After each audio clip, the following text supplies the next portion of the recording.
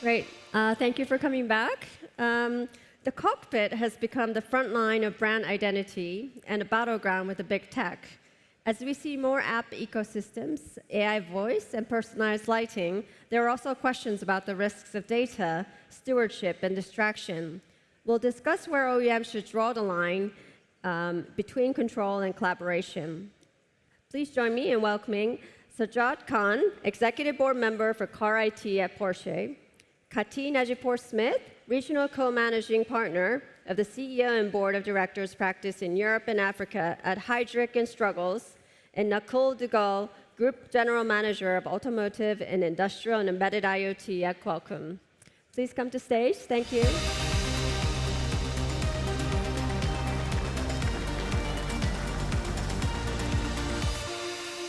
You take. Thank you. Great. Another one of my quick reminders. Please keep those questions coming on the digital, for the digital audience. I'll try to weave them in. OK, the cockpit. Let's start off then. Sajjad, maybe let's start with you. So the AI and other digital technologies are completely reshaping. I mean, it's reshaping everything, but it's reshaping the cockpit as well. And the experience that drivers have inside their cars. What does the future of the cockpit look like with these new technologies? I mean, if you really look at that thing, of course, the AI is impacting the things from not only on the car side, but from also on the cloud, for the user experience, for the end customer, but also on the process side as well. So you see on the car side that, okay, more and more what we see over here also is that you have the driving assistance. It is coming in such a natural way that the driver feel also assisted while driving, all those kind of things.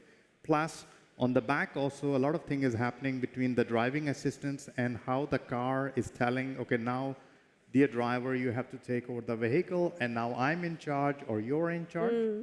On the interaction perspective, with the speed getting more and more conversational, you have a very natural feeling in that one.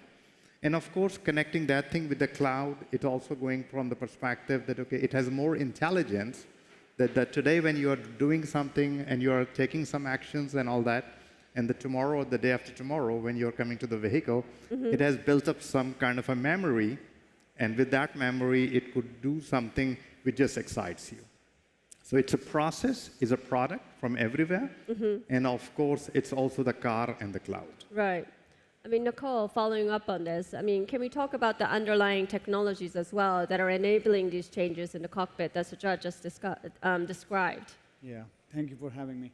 To build upon what Sajjad just mentioned, you know, the car as a platform is ideal for what we call physical AI.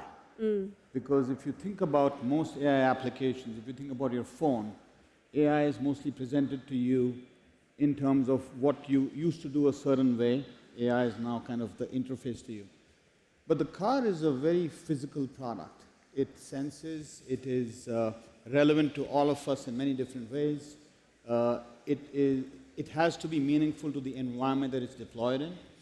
If you start to think about driver assistance and automated driving, it's all about you being able to sense the world and drive through that world with AI.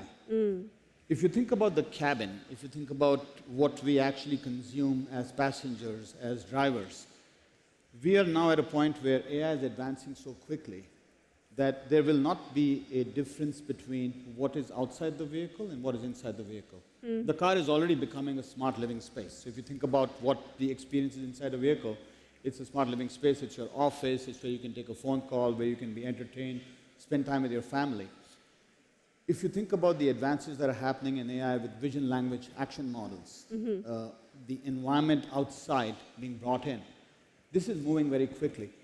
When we started to think about the cockpit experience in 2025, we planned to put a lot of AI hardware in all of our chips because we didn't know what it was going to look like, but we knew it was not going to be like the platforms of the past. And you know, we work with every automaker. We are honored to work with Porsche and with Volkswagen Group.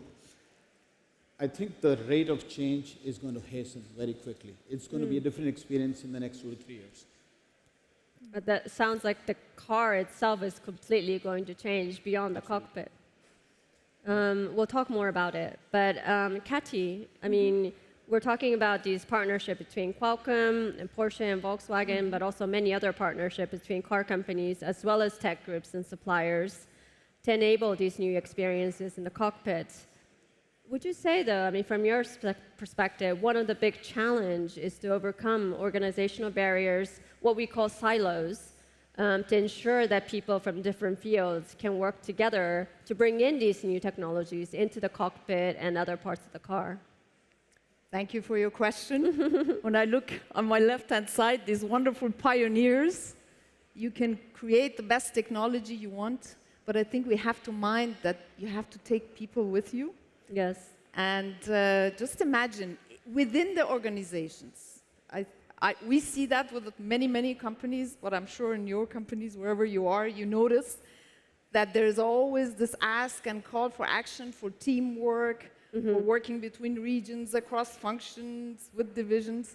And even within companies, that seems to be sometimes not optimum. Just imagine when you work in an ecosystem, when you're working across companies, people with different, basically different technologies or different skills, we have to make sure that our people, both sides, specifically when I think about the automotive industry, that is large companies that really come from, they were always innovative, they did a lot of things, new things, but I think we're in an era where we're going from internet revolution to AI revolution. We have to make sure that people understand it. What it takes is honestly the tone from the top, that working through ecosystems is a must.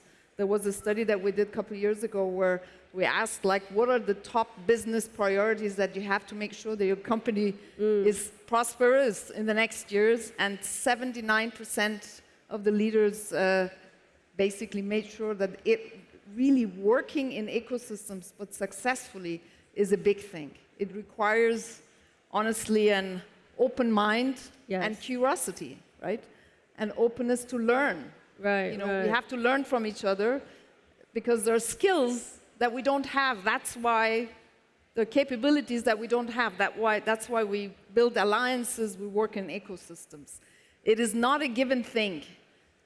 I see that specifically, a lot of top managers, of course, they're sometimes far ahead of their organization. Right. How do you make sure that that lands at the working level? Because they're the ones who are going to be doing the work, right? Sajjad, I mean, how does it work within Porsche and also the Volkswagen group as well? I mean, we talked in an earlier panel about when it comes to the AI revolution, there's always the potential, but also the fear of what AI change, you know, what the changes are going to be. Do you feel that challenge on a day-to-day basis as well? Right. I mean, I think it's with every technology. Whenever the new technology is coming, then okay, you always have both sides of the coin. That okay, some of the people or most of the people may feel okay, there is an opportunity in there, and then there will be a part of the people who will think, oh, what does it mean for me? And as like kind of a thinking, okay, I don't know what does it mean for me. It brings the fear and all those kind of things. But I think as the Kati mentioned before, it's a very much leadership game. Human in the loop will play a role no matter what and in whatever shape and form, even in the world of AI. And now the question would be, okay, how the human in the loop going to play the role? It goes, of course, whatever is being provided from the compute side as a technology, AI modules, either as LLM or SLMs as a modules and all that, but the people have to coordinate all that things. Leadership also has to make sure at every level, leadership not on the top, but from a team level to everyone, how to deploy those agents in such a way that you can make as a cumulative, a product which the customer is ready to open their pockets and say, I pay euros or dollars for that because I feel I'm getting a benefit on all those things. So it's a combination of, from my perspective, of course, the technology is developing fast. It will grow, and we will use more and more. But it's also the human in the loop in different roles, which has to be taken as a benefit because they will be the ones who will be bringing change.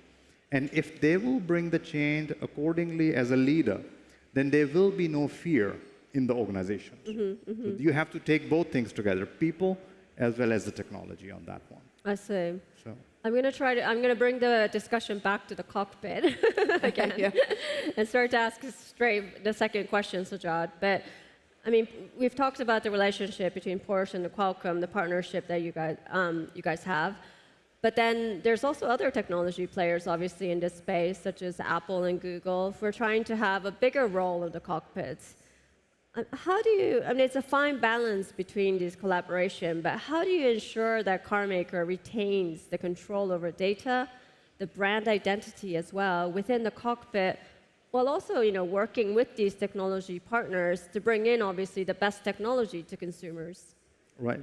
I mean, this is a very, a very excellent question, because there is a kind of a perception out there as if one or the other one would be going into competition with each other, that, okay, trying to get better and all that. And I always have been using all along in my whole career a word C&C, and that means collaborate and compete. So there is no car from our side which is not offering, for example, the CarPlay. We are also offering Android Auto and all those kind of things. So we do offer, next to our own systems over there, we do offer a convenience to the customers that, okay, if they bring their mobile phones in the vehicle, which may also be using the similar kind of technologies which are developed by the companies like Qualcomm, and then they can also integrate their phone and everything via either CarPlay or Android Auto and all those kind of things. But then there are some other kind of areas where you see, no, this is a body software, and we have to make sure that, okay, everything is working from the safety perspective and everything. And it is also not available in the consumer electronic industry, and so there is no competition on that one. Energy software, which we are doing, for example, anything on the BMC, battery control module and all those kind of things. It is also not coming from either from the Android Auto or in the CarPlay and all those kind of things. We are trying to do that thing also in the vehicle and all that kind of things. Then you go in the advanced driver assistance, all kind of buzzwords of L2+, L2++, fully autonomous, L3 and L4. But if you look at the core, and the core is you have different sensors, just like the humans have. All the sensors are giving their input to the main compute, where you have a very, very intelligent SoC running. And this SoC is taking the decisions either to accelerate or apply the brake and all those kind of things. And that one is also not coming from those kind of companies. So it means there is a true balance in the benefit of the customer. Because what we try in our engineering organization is, again and again, we all try to keep customer in the middle and then develop the product around it. That had been until now paid very well for all of us. And this is where we are trying to develop our engineering organization. So just one quick follow-up. You were talking about the CarPlay as well. Is Porsche open to CarPlay Ultra as well, or? Let's see. Okay. All right. Nakul, I mean, Qualcomm. Life is long, so we have a couple of things in the pipeline. So, yeah. Okay. Nakul, I mean, Qualcomm obviously works with almost every OEM in this industry, has an amazing collaboration with all the car makers. Do you see, I mean, you've managed this balance very well, the Sajjad has been talking about, but do you see any potential source of tension between the different sectors, I guess, of the collaborations? I think if you plan for a win-win outcome, it really comes down to what is your contribution in the conversation to help your customer win. And as a technology company, we look for, especially when there is so much of technology disruption, we have to look for where is the innovation going to come from. And I was talking to Sajjad earlier, we don't really have any judgment on where the innovation comes from. If you think about how much has changed in the last 5 years in automotive, nobody could have imagined that this is what the state of the industry would be. So our approach is we need to be able to figure out a way to build open platforms, allow ecosystems to thrive on our platforms. And in some cases, if there is conflict, we deal with the conflict, because we are not here to pick winners and losers. We're just here to help the industry innovate as quickly as possible. And while in a snapshot of time, people might feel that we may prefer one versus the other, I think the outcome is you build platforms that everybody's developing on to advance, to bring value to customers. Today, we work with, I would say, pretty much every single automaker across most of our technologies. And it's also a position of great responsibility. Right. Because you are working across fragmented platforms, different ecosystems, different vintages of architectures. But the goal, especially when you have big changes like AI happening, is it coalesces everybody towards, if this is where the technology is headed, how do we get there as quickly as possible? And so that allows us to be able to keep maintaining this North Star. We said, this is how we see the industry. We bring the entire ecosystem together. If everybody finds a path to get there together quickly, we help guide that. And so that, I think, is something that has worked out really well. It hasn't happened overnight. It's taken a decade or so. Yes. But we've been pretty consistent with that strategy. I say, Kati, I mean, can I ask again, this is also a cultural shift as well. I mean, the automotive industry has been used to doing everything in-house on their own. Now they have to work with, Qualcomm or any other partners outside of their sector. I mean, that's also something that you need to work on in terms of convincing the organization, people to actually embrace that change. Yes, absolutely. I think not only because of ecosystems, in general, I think that is the way to go, right? We call it the connected leader. Yes. The topic of connected leader, it starts with really coming from the customer. So both my dear fellow speakers here said that already, starting with the customer, but don't forget your shareholders, of course. It all has to pay for it. But don't forget the rest, which is your organization and your people. I think we have to be really mindful of that, having the foresight of where is the journey going. You have to be very far, and you have to kind of, obviously there's a lot of trends. You can't jump on every trend. It's pretty much of an art to see almost where things are going to go. Yes. And where do you put your bets on? But then orchestrating ecosystems is one of the key things. And orchestration of ecosystem requires clarity, fairness, transparency, governance, all of that. But honestly, guys, it's about people. If these two people trust each other and they work well with each other, you can put everything in a paper and a contract. If that doesn't work, things are going to be... And people look up. They see how they behave, right? And I think it's a long journey to take the organization and the people to understand the concept of connectivity as leadership quality. That's why I think we don't have that much time. It's a long thing. We've got to get started. So you accelerate it by bringing in partners. We need to accelerate. We don't have that much time. If you ask these guys, they're going to say the next 18 months are going to be really, really key.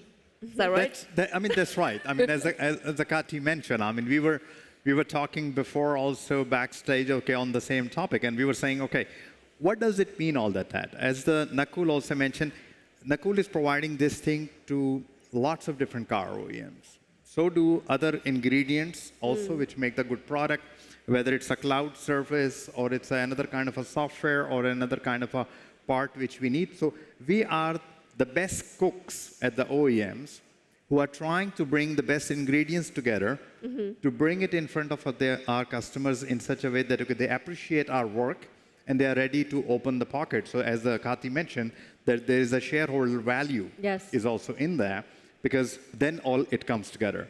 But all in all, I mean, it's a kind of a human relationships with each other, that how we are talking to all our partner companies in such a way. Yesterday and the day before yesterday, Dick Lohide was also here. We were talking about our partner companies, that how they are working together on that one.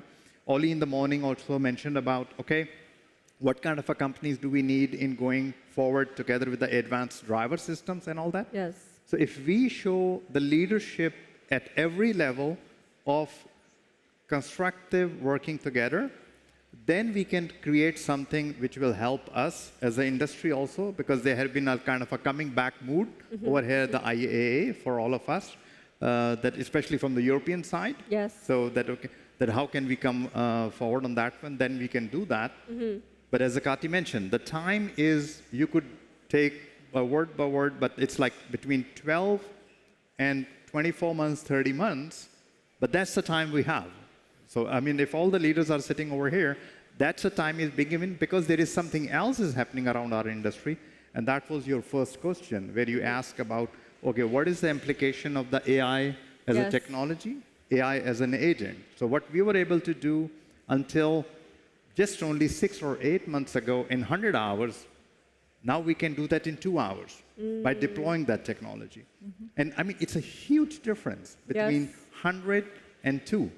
And if some people who will deploy, who will use that technology, either on the ingredient level or on the final product level, they will be successful. And if I'm not too much superlative, super successful. And those who won't, they won't have the time to catch up, because the other ones will be far ahead. So that's like, it's a core of the core.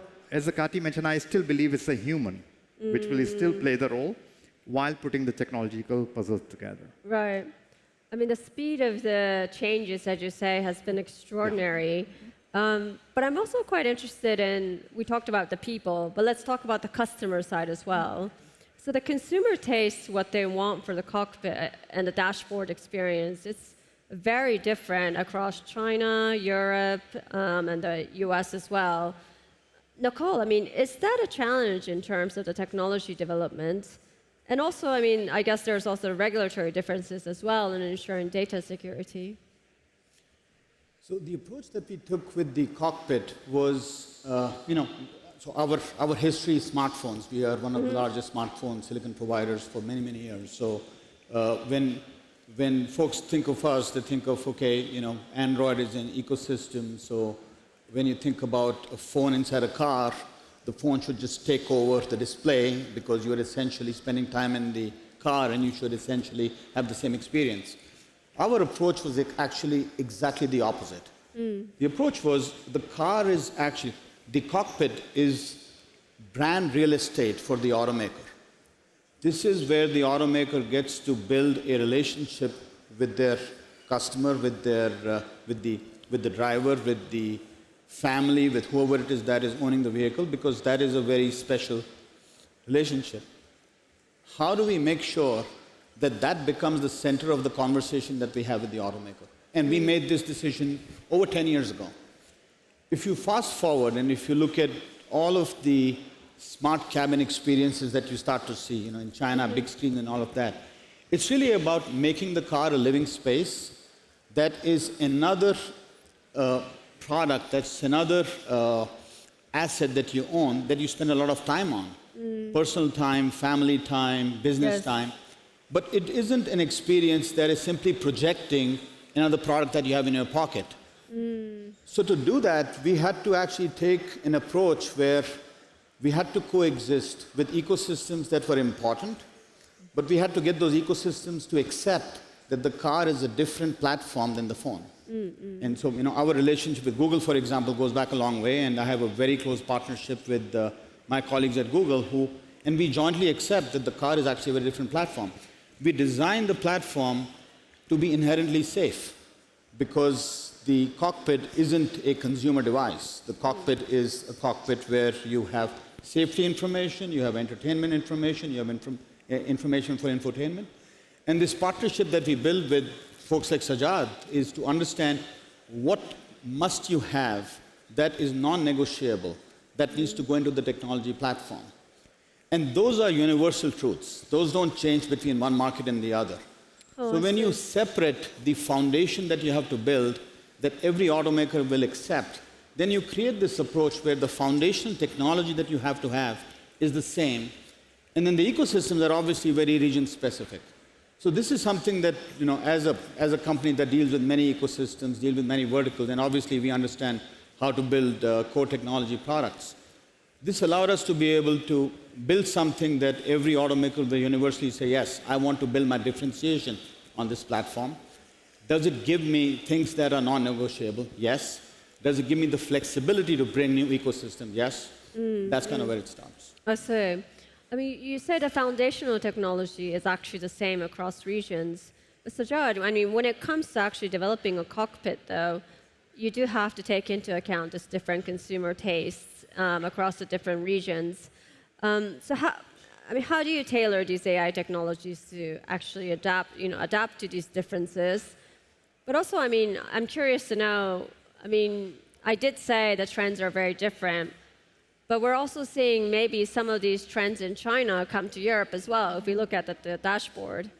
So are these tastes converging as well? Sorry, I put in two very big questions into a single one, but whichever you want to answer. I mean, what makes us as human very beautiful, and as the kids of God, I mean, it's like we are all unique and different. That means our customers in different regions, they also are different. They look at the things differently, they drive the things differently and all that. And as I said before also, they are the ones who pays us, so it means we have to fulfill their requirements.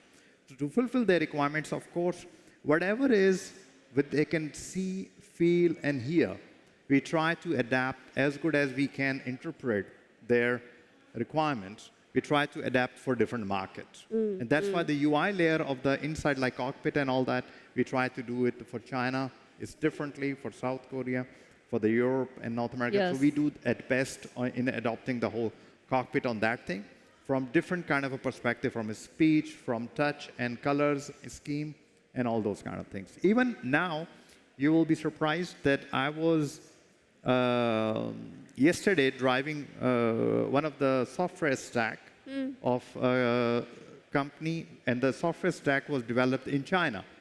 Right. And I was driving it in Munich. And I had two other colleagues also sitting in my car, and the car was driving. And then we were saying, we don't do that way in Germany. You don't nudge that way. You don't do this way. You don't do. Yeah. And there also you say it's not only the cockpit experience, which differs in different regions and all that. It's lots of other things also in the vehicle.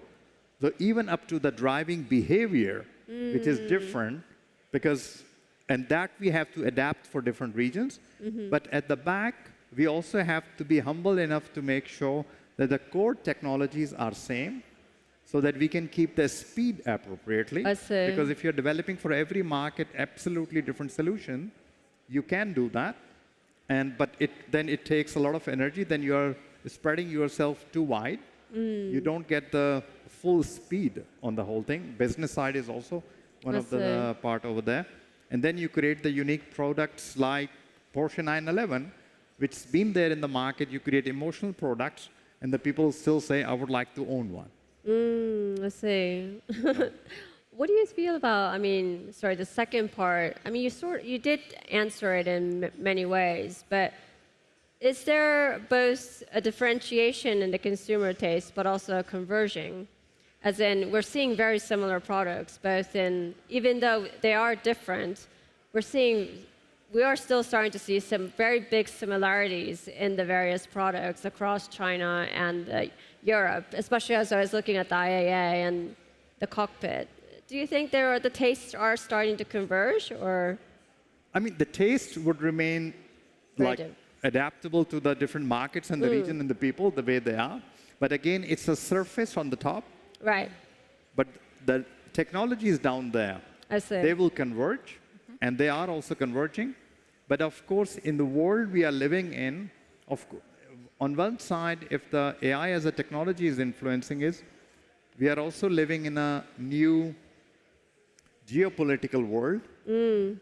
And on that geopolitical side, though we are talking here the leadership as well as the technology, the geopolitical thing is a third variable which is influencing what kind of a tech you want to produce and what kind of a tech you can take from one region to another, and which you also cannot take from one region. So this also has to be taken into account while designing those kind of a thing, because we see that this is also the important variable now in the years to come, which we as engineers, as technology people, as leaders have to keep in the back of our mind. Right. I mean, it's a good point on the geopolitical side. Kati, I'd love to ask about this. Sorry. I mean, the geopolitical complexity adds to all of the challenges that we've been talking about already. I mean, how do you deal with this in terms of the people's management when there's another layer of these geopolitical, I guess, difficulties? I would say as a leader, it starts with you, with me. So I can't ask others to change and do things if I don't work on myself. Right. And I think the people that are most reflective, humble, and curious. And remember, at least I've been in Germany for some time, 30 years almost. The automotive industry here created desire. They created desire. Yes. I think if we say, how do we, through technology and staying true to your DNA, beautiful cars, and so on, how do we create desire and how do we maneuver these complexities of geopolitics, technology advancements, orchestrating the, if you master the ecosystem, orchestrating the ecosystem, and creating a culture where people are not afraid to really go for it, be bold. You don't have to be perfect. If you remember Toyota Business Systems, it was zero failure. Just imagine, times have changed. Right. You cannot live like that anymore. You can't experiment. But you have to give people this permission and create what everybody talks about, psychological safety. It's really to say, look, we will try things, and if we try 50 things and 3 things are great, it works. So managing all of these aspects, it really starts with yourself having a clarity of where we are, where we need to go, how do we create desire for the customers, listening to what really would work, and who do I partner with, and how do we make it work? I think that it's a big job. Yes. Being a leader nowadays, honestly, yes, it's a huge challenge. Tough. I think one thing I want to build on what Kati said was the curiosity and the ability to take risks is actually a good example of our journey. Right? We've been a smartphone company. We are now an automotive company and a smartphone company. Yes. And we decided that this was a market that was actually very interesting to us in terms of how we could make a big impact to what this platform can do. And the deeper we dug, the more we understood it, the more it became clear that what we were building for the phone wouldn't be good enough. We had to take more risks. We've been taking more and more risks, and we've actually become an automotive company. And so you kind of have to have that innate DNA to want to be interested in doing this. And that's what kind of separates the ones that are following versus the ones that will drive. Right. We're running out of time, so I'd like to take some of the digital Q&A as well. We have one question. How do we balance rapid cockpit innovation, through AI, virtual engineering, personalized dashboards, with the need for long-term software sustainability and regulatory compliance in Europe? You got to do it. It's not an easy problem. I mean, the more software you write for the car, and the car is a safety product, it has to be secure. It has to support all of the regulatory requirements. None of those are getting relaxed. What it means is the automotive industry has to just become much more sophisticated with software. And that is the new product. And it's not going to happen overnight, but I feel like, in the last 5 years, things have just improved so much more. People understand it. They are hiring different type of talent. They are understanding. They are planning for it. The rest of the ecosystem is planning for it. I mean, we support our customers for software for 10 plus years. The rest of the ecosystem is doing it. So I kind of feel like when you go through some transition that you haven't gone through before, you just have to accept that this is a one-way door. You have to get to the other side. And you prepare for it. Right. Sajjad, do you want to? I mean, as Nakul also mentioned, one thing is the base of the base is clear. We have to comply with all the different rules and regulations in different markets. We also see that some of the markets are also improving and learning as per the new rules and regulations. Every 6 or 8 months, some new laws are coming in the different countries. And we are complying with all of them. It's a given, it's a base of like working in one or the other market. We are on the over-the-air technologies and those kind of things. We are making sure that we have enough ingredient built in our products that, okay, we could also comply with the things easily so that our customers, our dealers, and all those kind of different ingredients which are there out in the market, that they can deploy those technology easily and it's available to our customers also. So we are, speed of technology is coming more and more from the new, like Gen AI and all that. The different kind of a law and everything, especially in Europe, we see that also in China as well, that it's also developing because of the data protection, what kind of a personal data, vehicle data, and all those kind of things. I think they're developing over time. So, but as I said before, it has to be like with the technology embedded in there to comply in a way that we don't have to call the cars back again and again into our dealerships to update that. So we are following that thing very closely, but it will change a lot, especially in the next 2 years, because it's still lots of things on the law perspective are also not 100% clear. That's why the lawmakers are also trying to see, okay, what is the best for the end customer at the end. Right, I see. I mean, we have one more similar, along a similar lines, but a little bit on a different take, and it's actually addressed to you again, Sajjad. So it says, Sajjad, what strikes me is the polarity between breakthrough and adoption.